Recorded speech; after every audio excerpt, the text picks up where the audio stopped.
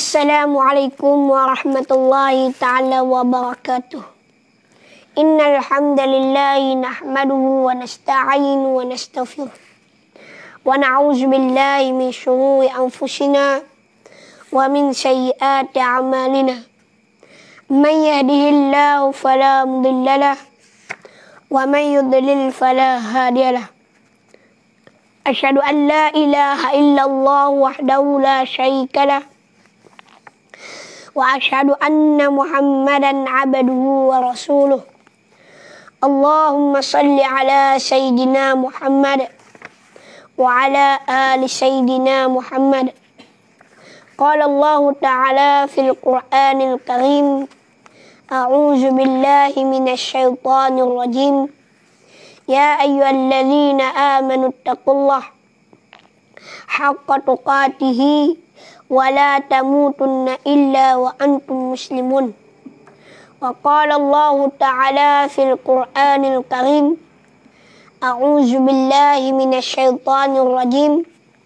Ya ayyuhan nasu taqu rabbakumul ladzi khalaqakum min nafsin wahidah wa khalaqa minha zawjaha wa batha minhuma rijalan katsiran wa nisaa'a wattaqullaha alladzi tasaaluna bihi wal arham innallaha kana 'alaikum raqiba. Fa inna asdaqal hadits kitabullah wa khairal hadi Muhammadin sallallahu alaihi wasallam wa syarrul umuri muhdatsatuha wa kullu muhdatsatin bid'ah wa kullu bid'atin dhalalah wa kullu dhalalatin finnar.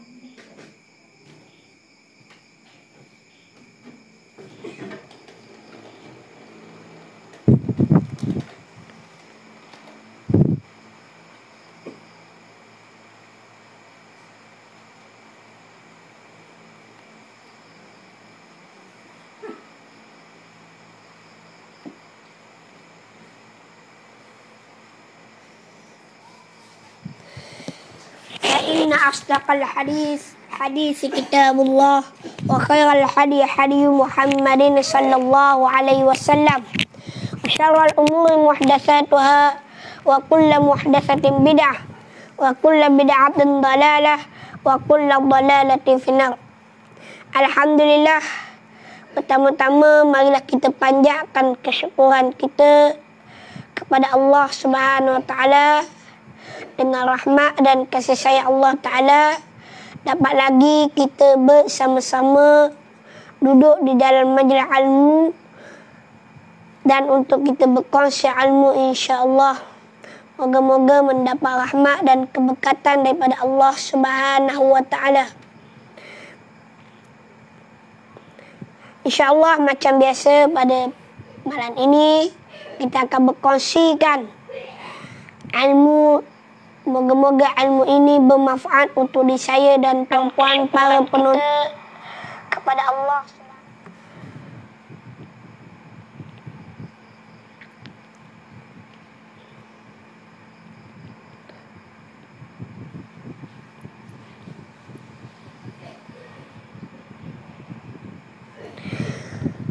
Hari ini kita cerita salah seorang daripada sahabat Nabi sallallahu alaihi wasallam, iaitu yang pertama adalah pemuda Abdullah ibn Abbas radhiyallahu anhuma. Moga-moga Allah Ta'ala merahmati kedua-duanya. Abdullah ibn Abbas, pada malam ini cerita dia tentang Abdullah ibn Abbas. Abdullah ibn Abbas, insya-Allah. Dan yang pertama-tama sekali saya mohon kemaafan kerana keterlewatan, mungkin disebabkan media kita dah ada sedikit kesilapfahaman.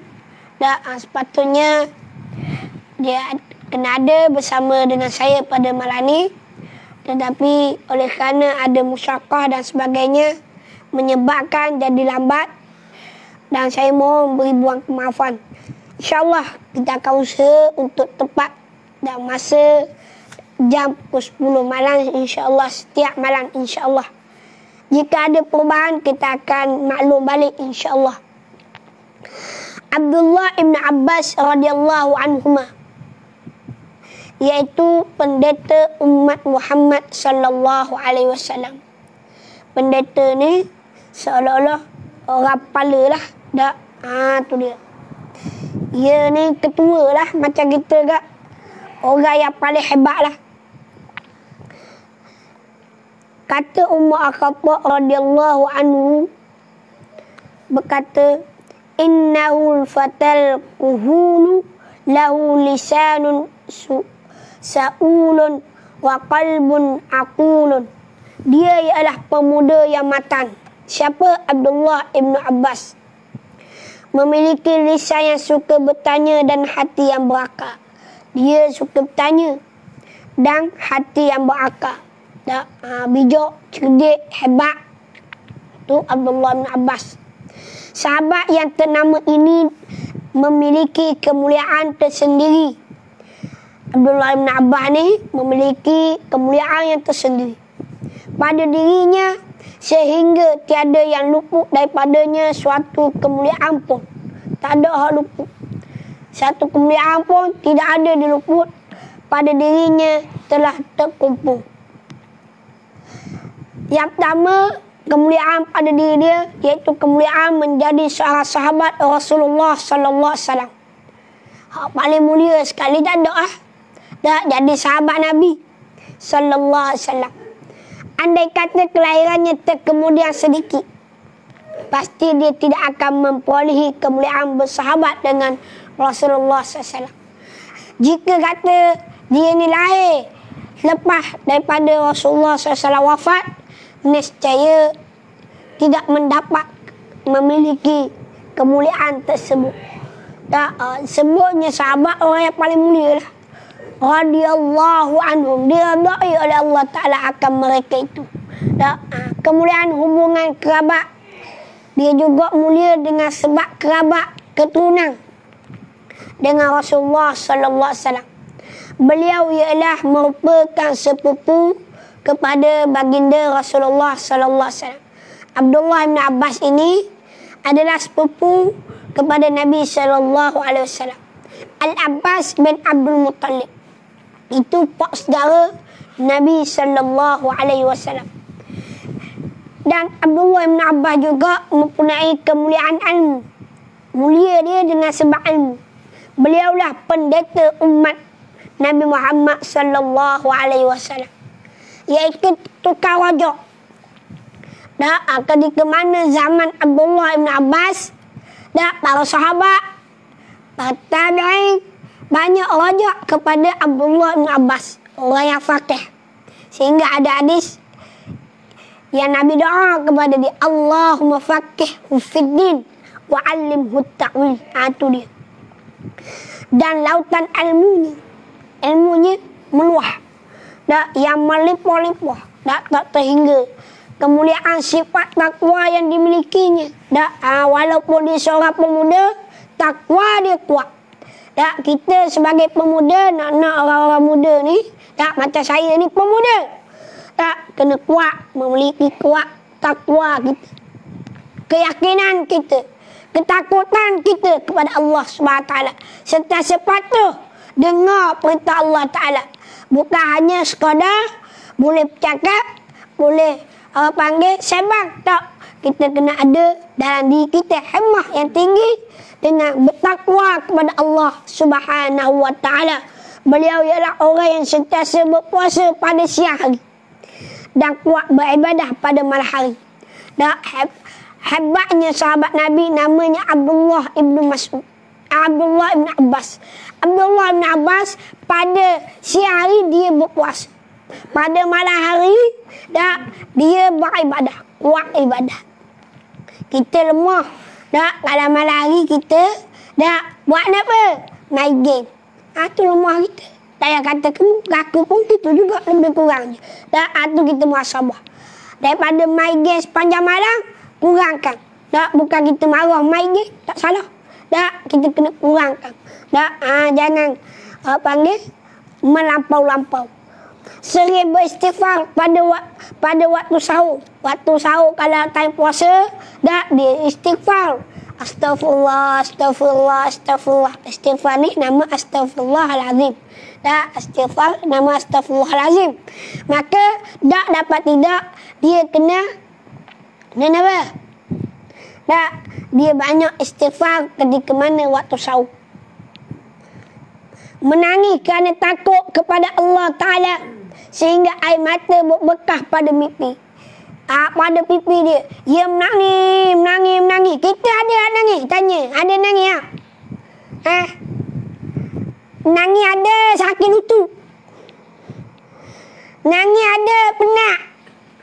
Bukan nangis kerana takut kepada Allah. Bukan nangis kerana apa? Kerana takut, yakin, percaya akan apa yang Allah Ta'ala perintah kepada dia. Kerana takwa dia kepada Allah Ta'ala, menangis kerana takut kepada Allah. Kita nangis. Tak ajar budak-budak nangis. Nangis apa? Ada tu. Nangis budak. Nangis. Tak. Patutnya kita takutkan budak dengan Allah. Sebab Allah yang Maha Kuasa. Lebih bengis apabila Allah Ta'ala marah. Jika manusia tidak mengikut, tidak mendengar perintah dan arahan daripada Allah Subhanahu Wa Ta'ala. Beliau ialah Abdullah bin Abbas radhiyallahu anhu, seorang rabbani umat Rasulullah sallallahu alaihi wasallam. Dia seorang rabbani umat Nabi Muhammad sallallahu alaihi wasallam. Beliau merupakan orang yang paling mengetahui Al-Quran. Tu dia. Orang yang paling pakar dalam bidang Al-Quran tak lain dan tidak bukan adalah Abdullah bin Abbas radhiyallahu anhu. Dan paling memahami takwil Al-Quran. Paling memahami takwil Al-Quran. Baik itu ada ayat-ayat yang mutasyabihat, dia akan takwil ayat. Ada ayat kalau dia tak takwil. Ada ayat yang dia mentakwilkan ayat. Tu dia. Takwil ayat. Nak takwil bukan ubah Quran. Ada kata takwil ni nak ubah Quran. Nak memahamikan Al-Quran. Ada orang yang faham takwil ni ubah Quran. Takwil ni untuk memahami Al-Quran dengan jelas. Apa maksudnya. Apa yang Al-Quran nak khabar. Baik itu kita hari ni, kalau berkait dengan ayat-ayat mutasyabihat, yang layak yang mentakwil adalah ulama. Orang alim, sahabat Nabi sallallahu alaihi wasallam. Kita tak layak nak takwil. Boleh dah nak takwil. Takwil apa yang ulama telah tetapkan daripada sahabat Nabi sallallahu alaihi wasallam. Beliau mampu menyelami dan memahami tujuan serta rahsia yang terkandung dalam Al-Quranul Karim. Ibnu Abbas, dia di Abdullah bin Abbas radhiyallahu anhu, dia lahir 3 tahun sebelum hijrah. Dia lahir 3 tahun sebelum hijrah. Semasa Rasulullah sallallahu alaihi wasallam wafat, beliau baru berusia 13 tahun. Muda sangat-sangat. Tapi hebat ilmunya. Hebat orangnya. Kagum dengan ilmunya. Umur dia 13 tahun. Kita 13 tahun. Cish. Kucah lana lagi. Alih batas tukar lagi. Fadu air dah pah lagi. Ke mana? 13 tahun dah kena. Dah erti bahasa lagi kita. Abdullah bin Abbas Rasulullah wafat umur 13 tahun. Namun beliau telah mempelajari dan menghafal 1660 hadis Nabi sallallahu alaihi wasallam. 1660 hadis Nabi SAW. Hadis-hadis tersebut dikumpulkan oleh Imam Bukhari dan Imam Muslim dalam kitab sahih mereka. Satu yang dikumpul dalam kitab Sahih Bukhari dan Muslim. Yang tak terkumpul banyak mana? Allahumma salli Muhammad. Selepas dilahirkan, Abdullah bin Abbas telah dibawa oleh ibunya. Ketika mana mak dia ni pernah berdoa kepada Allah Ta'ala. Telah berdoa supaya ya Allah biaya sambung anak aku ni adalah Abdullah anak aku ni, iaitu bakal melahirkan aku ni. Mau doa dalam Kaabah.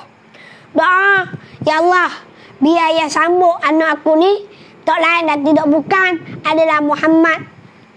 Nabi Muhammad sallallahu alaihi wasallam, orang yang al-amin, orang yang jujur, orang yang amanah. Walaupun dia tak beriman lagi ketika tu, tapi dia nak sangat Nabi ni dah pegang anak dia. Abah tak beriman lagi buat dara dia. Tu dia minta dengan Allah Ta'ala. Ketika dan ibunya menghadap kepada Rasulullah. Ketika mana peristiwa perjanjian, disebut perjanjian, yang mana perjanjian yang jahat lah, keturunan ataupun orang yang membela Rasulullah daripada Bani Hashim dan Bani Muttalib dipulau oleh penduduk Madinah. Dipulau, apabila dia dipulau, mereka kena duduk di lembah Abu Talib. Apabila mereka duduk di lembah Abu Muttalib, mereka ni sehingga 3 tahun katanya, dalam keadaan kelaparan, dalam keadaan terseksa dan sebagainya. Tak boleh berjual beli dengan orang lain, tak boleh berjual beli, tak boleh makan, tak boleh orang panggil berniaga. Tu dia orang yang membantu umat Islam, orang-orang Islam. Orang Islam ditindas ketika itu. Susah tak nak kata dakwah Islam ni bukan mudah. Tetapi apabila lahirnya Abdullah bin Abbas, Allah Ta'ala beri satu berita gembira ketika mana berlakunya catatan tu hilang habis. Perjanjian selagi mana benda perjanjian itu tertepek di Kaabah, tiba-tiba anak-anak makan habis, tinggal bismikallahumma. Tinggal tu je kalimah tu. Apabila tinggal kalimah tu, maka tak ada maka terputus peleraian dia, maka umat Islam boleh kembali. Nabi pun jejak balik ke tanah Mekah, duduk di lembah bersama orang-orang lain, bersama sahabat-sahabat mereka dan keluarga mereka yang sanggup membela Nabi SAW. Ada di antara mereka masih belum Islam, tetapi oleh kerana mereka tak mau bagi Nabi ni kepada orang kafir, pada musuh-musuh Islam, pada puak-puak lain, tak mau bagi Nabi, sebab mereka nak bunuh Nabi, maka puak-puak yang nak bela Nabi mereka dipulau. Kecuali Abu Lahab ekor je. Keturunan Nabi, anak beranak Nabi, tapi dia ni nak bagi ke Nabi ke orang jahat. Tu dia, nak bagi Nabi ke musuh, musuh keluarga dia. Tu dia. Baginda sallallahu alaihi wasallam mentahnikkannya dengan air liur baginda Rasulullah SAW yang mentahnik. Ni mula-mula tahnik ni Rasulullah ditahnik kepada Abdullah bin Abbas. Benda pertama yang masuk dalam perut Ibnu Abbas ialah air liur Rasulullah sallallahu alaihi wasallam.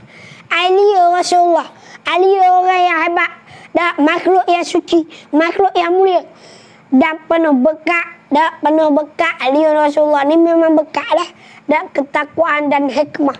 Allah Subhanahu wa taala berfirman, "Wa man yu'tal hikmata faqad utiya khairan katsira." Dan sesiapa yang diberi hikmah itu, maka sesungguhnya ia telah diberikan kebaikan yang banyak. Surah Al-Baqarah ayat juzuk yang kedua ayat 269. Tatkala pemuda Bani Hashim itu membesar dan berusia memayis, pemuda-pemuda orang lain berusia dan memayis, beliau sering mendampingi Rasulullah SAW. Nabi sentiasa mendampingi Rasulullah SAW. Beliaulah yang menyiapkan air jika Rasulullah SAW hendak berwudu. Dan Abdullah bin Abbas, dia siapkan air ketika mana Rasulullah nak wudu, sentiasa menyertai salat di belakang Nabi SAW apabila baginda mendirikan salat.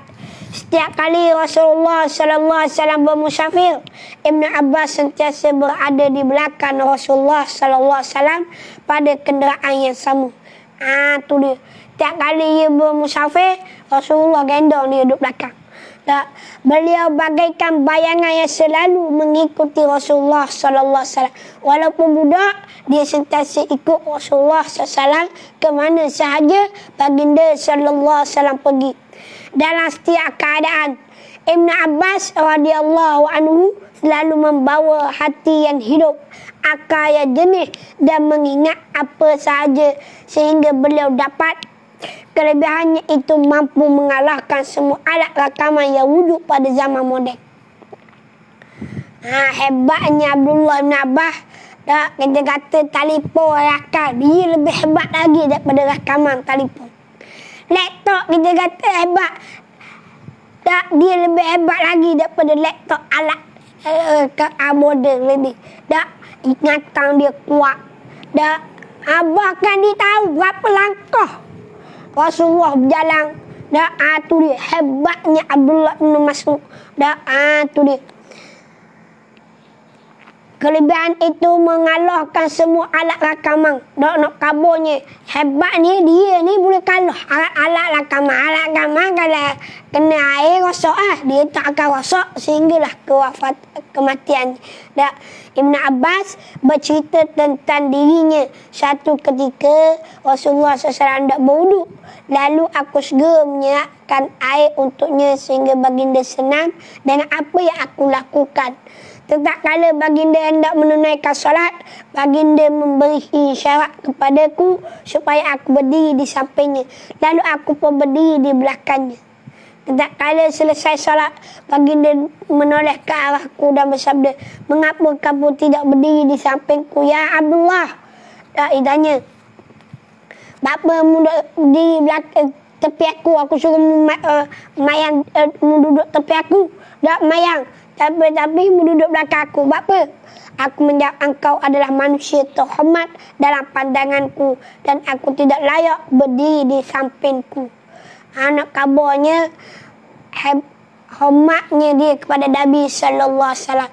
Tak cintanya kepada Nabi sehingga dia tak berani nak duduk tepi Nabi, bahkan nak duduk di hadapan Nabi. Dan ia sentiasa duduk di belakang Rasulullah SAW. Kenapa apa? Sebab Nabi ni manusia yang terhormat. Tidak ada siapa-siapa nak dahului Nabi. Dan kalau kita kata kita ni lebih hebat dari Nabi, kan? Dan ni ada juga jenis suka orang panggil nak bandingkan ulama ke nak bandingkan orang dengan Nabi. Tak boleh. Nabi jangan sekali-kali kita banding dengan orang. Sebab tidak ada yang lebih sempurna, yang lebih baik. Tidak lain dan tidak bukan adalah Rasulullah sallallahu alaihi wasallam. Tak ada yang lebih hebat, tak ada yang lebih sempurna malaikat Nabi SAW. Orang yang paling hebat, orang yang paling sempurna, Isa yang paling hebat, Isa yang paling sempurna. Nabi manusia macam kita juga, sama manusia tetapi luar biasa. Luar biasa. Bukan manusia biasa, luar biasa. Nabi makan macam kita, minum macam kita, kahwin macam kita, sifat manusia. Tubuh badan manusia, tetapi akhlak, jiwa, hidup Rasulullah SAW, ketinggian darajat Rasulullah lebih tinggi lagi daripada manusia, lebih hebat lagi. Nak dibandingkan segala makhluk di atas muka bumi, bahkan malaikat dikalahkan oleh Rasulullah sallallahu alaihi wasallam. Baik itu disebutnya nama la ilaha illallah. Asyhadu an la ilaha illallah. Tidak ada Tuhan malaikat Allah. Wa asyhadu, dengan kita bersaksi bahawa tidak ada.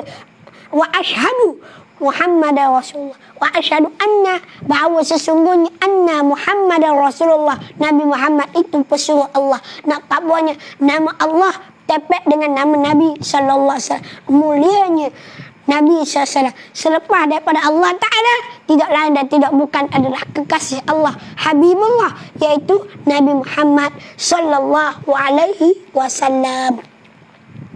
Allahumma shalli ala Muhammad wa ala ali Muhammad.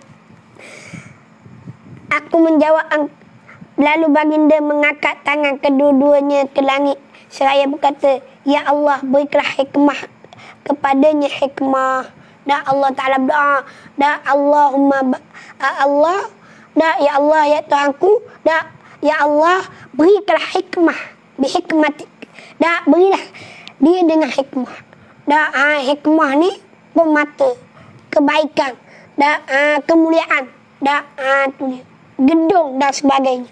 Allah SWT telah mengabulkan doa nabinya sehingga Allah Ta'ala mengurniakan pemuda Bani Hashim ini dengan kebijaksanaan yang mengatasi kehebatan tokoh-tokoh bijak pandai yang lain.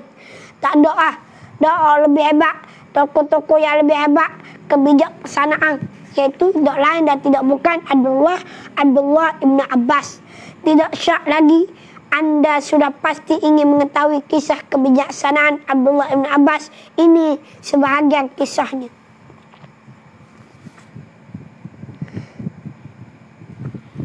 Sampai sini dulu lah.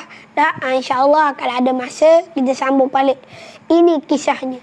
Tak kala sebagai pendukung Sayyidina Ali meninggalkannya dan menyalahkan Ali radhiyallahu anhu dalam konflik yang ternyata Ali dengan Muawiyah. Abdullah bin Abbas radhiyallahu anhu berkata kepada Sayyidina Ali, "Izinkan aku wahai Amirul Mukminin untuk mendatangi kaummu dan berbicara kepada mereka." Sayyidina Ali menjawab, "Aku khawatir terhadap keselamatanmu disebabkan kejahatan mereka." Ibn Abbas menjawab, "InsyaAllah tidak mengapa." Ibn Abbas mendatangi mereka itu. Beliau pernah melihat kaum yang lebih giat beribadah daripada mereka. Mereka berkata, "Selamat datang kepadamu ya Ibn Abbas. Ada apa engkau datang ke sini?" Beliau menjawab, "Aku datang untuk berbicara kepada kalian." Sebagian mereka bersuruh, "Jangan kalian berbicara dengannya." Sebagian yang lain pula berkata, "Katakanlah kami akan mendengarnya daripadamu." Ibn Abbas radhiyallahu anhu berkata, "Ceritakanlah kepadaku apa kalian tidak sukai pada sepupu Rasulullah SAW dan suami pada puteri baginda serta orang yang pertama kali beriman kepada baginda." Mereka menjawab, "Kami tidak menyukai 3 perkara dalam dirinya." Ibn Abbas bertanya, "Apa itu?"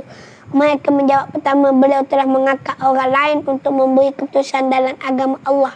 Kedua, beliau telah berperang melawan Aisyah radhiyallahu anha dan Muawiyah dan tidak mengambil ghanimah serta tawanan.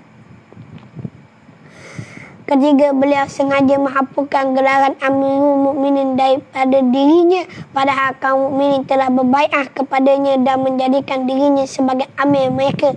Ibn Abbas berkata, "Bagaimana pendapat kalian kalau aku bacakan kepada kalian beberapa ayat daripada kitabullah dan hadis daripada Rasulullah SAW yang kalian tidak ragui kebenarannya? Apakah kalian akan menerima ucapan kalian ini? Akan menarik ucapan kalian ini?" Mereka menjawab, "Baiklah." Ibn Abbas berkata, kata-kata kalian bahawa Ali radhiyallahu anhu telah mengangkat orang yang memberi keputusan dalam agama. Maka Allah Subhanahu wa taala berfirman, "Ya ayyuhallazina amanu la taqtulus sayda wa antum hurum wa man qatalahu minkum muta'ammidan fajazaa'un mithlu ma qatala minan na'am yahkumu bi zawa adlin minkum hadiyan baligha Ka'bah aw kafaratun ta'amu masakin aw adlun dzalika siyaman liyazuqa wabalal amr afallahu amma salaf wa man ada fayantaqimullahu minhu wallahu azizun dzuntiqam." Wahai orang yang beriman, janganlah kamu membunuh binatang-binatang buruan ketika kamu berihram, dan sesiapa di antara kamu yang membunuhnya dengan sengaja, maka dendanya diganti dengan binatang ternak yang sama dengan binatang yang dibunuh itu, yang akan dihukum oleh 2 orang yang ada antara kamu sebagai hadiah yang disampaikan untuk Kaabah atau bayar kafarah, iaitu memberi makan orang miskin atau menggantikan yang demikian itu dengan berpuasa supaya ia merasai kesan daripada perbuatannya. Allah memaafkan apa yang telah lalu, dan sesiapa yang mengulangi kesalahan itu maka Allah akan menyiksanya. Dan ingatlah, Allah Maha Kuasa lagi berkuasa membalas dengan siksa. Al-Maidah ayat 95. Subhanallahul azim. Baik, kita nak ulang kaji. Dan insya-Allah ada masa kita akan baca sampai di sinilah. Tetap kala sebahagian pendukung Sayyidina Ali meninggalkannya dan menyalahkan Sayyidina Ali radhiyallahu anhu dalam konflik yang terjadi antara Ali dengan Muawiyah. Wallahu alam.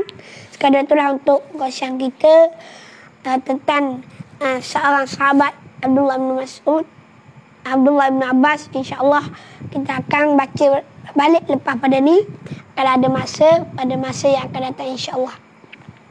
Baik, macam biasa saya akan baca persoalan-soalan daripada tuan-puan, para penonton yang dirahmati Allah sekalian. Moga-moga jika ada persoalan yang nak diajukan, saya akan jawab soalan-soalan tuan-puan yang dirahmati Allah sekalian.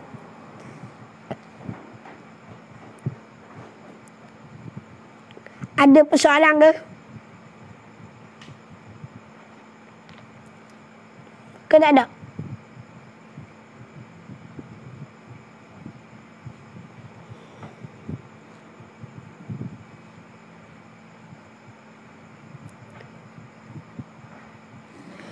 Tak ada soalan ke? Tak ada soalan.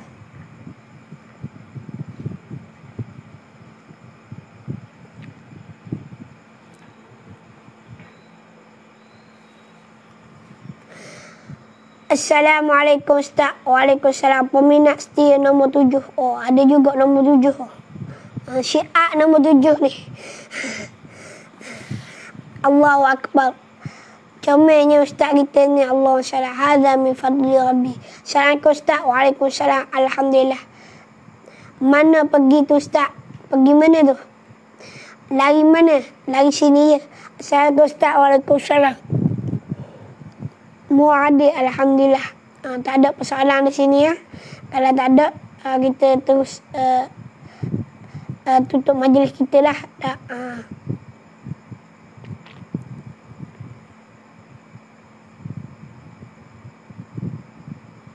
Sebelum kita tutup majlis kita, macam biasalah, saya ingin mengajak kepada tuan-puan, penonton untuk sama-sama membantu madrasah yang saya sedang bina. Nak mari tengok ziarah sendiri pun boleh, tengok keadaan kawasan di tempat di kampung Kuala Dura, Kuala Berang, Terengganu. Madrasah yang saya bina ini bersama kawan-kawan adalah satu pusat pendidikan berkonsepkan pondok dan tahfiz untuk kami sebarkan ilmu agama Allah Subhanahu Wa Taala. Dan yang paling penting, kami juga insya-Allah cuba sedaya mampu untuk menawarkan pengajian percuma bagi anak-anak yang asnaf dan pelajar dari keluarga yang kurang bernasib baik. Nak belajar tapi keluarga tak mampu nak bayar yuran. Mari datang sini, insya-Allah kita akan bantu. Cek jika benar-benar tak mampu, kita akan bantu sedaya yang kita mampu insya-Allah. Untuk makluman, bagi permulaan operasi madrasah ini, kita perlu menyiapkan 45% lagi perasaan-perasaan penting seperti dewan kuliah, kelas hafazan, penginapan pelajar dan sebagainya. Banyak lagi. Bagi kita, keselesaan untuk mereka belajar adalah sangat penting, walaupun mereka di kalangan anak-anak yang tidak mampu bayar yuran. Tetapi seperti juga anak-anak kita, mereka juga perlu kepada keselesaan untuk belajar. Justru saya ingin mengajak kepada anda semua, untuk kita semua bantu semua pihak, para penyumbang, para dermawan yang murah hati untuk sama-sama membantu saya siapkan segera madrasah ini. Saya doakan semoga tiap sen, wang ringgit yang saudara, tuan-puan sumbangkan bagi melihat madrasah ini tertegak akan diganti dengan kejayaan di dunia dan di akhirat oleh Allah Subhanahu Wa Taala. Amin. Semoga walaupun sumbangan anda hanya nilaian satu beg semi, satu bata, akan dilipat kali ganda oleh Allah Ta'ala dengan berganda-ganda kerana niat yang ikhlas anda ingin membantu agama Allah Subhanahu Wa Ta'ala. Inilah sahan anda, sahan kita. Kita bantu, inilah sahan kita. Sekalipun kita hanya membantu dengan nilaian sikit saja, dengan nilai yang satu bata dengan nilai yang satu beg seming. Dan selagi mana tertegaknya bangunan hasil daripada duit kita, nilai yang duit kita sen, RM1 yang kita sumbang tadi, seming tadi, hasil daripada bata yang kita sumbang ini, selagi itulah kita akan mengalir pahala ganjaran kepada kita insya-Allah taala. Seperti mana Nabi SAW bersabda 3 perkara yang saya sentiasa sebut, yang akan terus mengalir pahala, yang akan terus mengalir pahala kepada kita semua sekalipun kita telah meninggal dunia. Bayangkan walaupun kita meninggal dunia, ia akan terus mengalir. Apa dia? Idza matal insan inqata'a amaluhu illa min thalathatin. Awalnya yang pertama min sadaqatin jariyah. Sadaqatin jariyah. Sadaqatin jariyah. Pertamanya adalah sedekah sehariah. Sedekah yang berpanjangan. Sedekah yang kita lakukan di atas dunia. Atas dunia ni kita buat. Selagi mana kita ada harta lebih, saya minta kepada tuan-puan yang ada harta lebih ataupun harta untuk kita kongsi bersama-sama membina madrasah ini. Marilah sumbang. Bayangkan selagi mana tertegaknya madrasah tahfiz ini, selagi itulah kita akan mendapat ganjaran insya-Allah. Iza mata bani insan inqada'a anhu amaluhu illa min thalathatin, ilmu yang min sadaqatin jariyatin aw ilmin yunfa'u bih aw waladin salihin yad'u lah. Daripada Abu Hurairah radhiyallahu anhu, Nabi sallallahu alaihi wasallam bersabda, apabila salah seorang meninggal dunia, maka terputus segala amalnya kecuali 3 perkara. Yang pertama, sedekah jariah. Kedua, ilmu yang bermanfaat baginya, dan anak soleh yang sentiasa mendoakannya. Riwayat Muslim nombor 3084. Wallahu a'lam. Yang baik datang pada Allah, dan apa yang kuat, yang lemah itu, yang dhaif itu datang dari kelemahan saya sendiri. Saya minta maaf banyak kalau ada kekurangan, kesilapan. Boleh bagi teguran ataupun bagi nasihat kepada saya yang fakir ini. Moga-moga kita dapat membaiki diri kita ke arah yang lebih baik. Wabillahi taufiq wa hidayah. Assalamualaikum warahmatullahi taala wabarakatuh.